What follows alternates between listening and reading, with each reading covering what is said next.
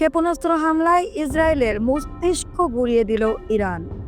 মধ্য ইসরায়েলের রেহবতে অবস্থিত ওয়েইজম্যান বিজ্ঞান ইনস্টিটিউট বহু বছর ধরে এটি ইসরায়েলের সামরিক গবেষণার কেন্দ্র হিসেবে পরিচিত।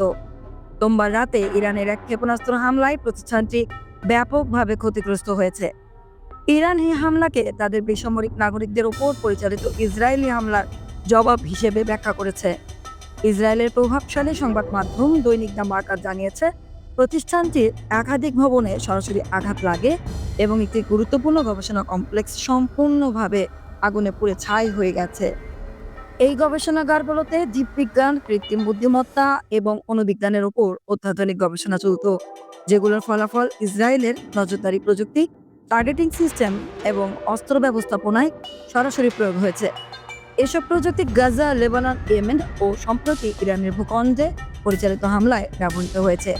ওয়েইজম্যান ইনস্টিটিউটকে অনেক সময় ইসরায়েলের বৈজ্ঞানিক ও সামরিক মস্তিষ্ক বলে আখ্যা দেওয়া হয়, কেননা এখান থেকেই মূলত পরিচালিত হয়েছে ড্রোন প্রযুক্তি, এয়ার স্ট্রাইক কন্ট্রোল সিস্টেম এবং যুদ্ধক্ষেত্রের মেডিকেল টেকনোলজির গবেষণা, যা বহুবার বিভিন্ন বেসামরিক জনপদের বিরুদ্ধে ব্যবহৃত হয়েছে।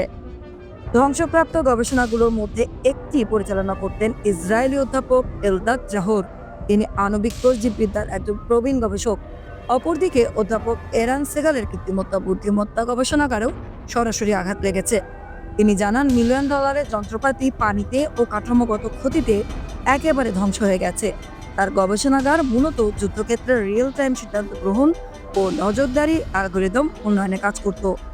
ইসরায়েলি গণমাধ্যমে প্রকাশিত ছবিগুলোতে দেখা গেছে আগুনে পুড়ে যাওয়া ল্যাবের ভেতর, ধসে পড়া মেঝে, পুড়ে যাওয়া বৈদ্যুতিক লাইন ও সম্পূর্ণভাবে ক্ষতিগ্রস্ত কাঠামো। সূত্রগুলো বলছে এটি ছিল ইরানের একটি নির্ভুল হামলা।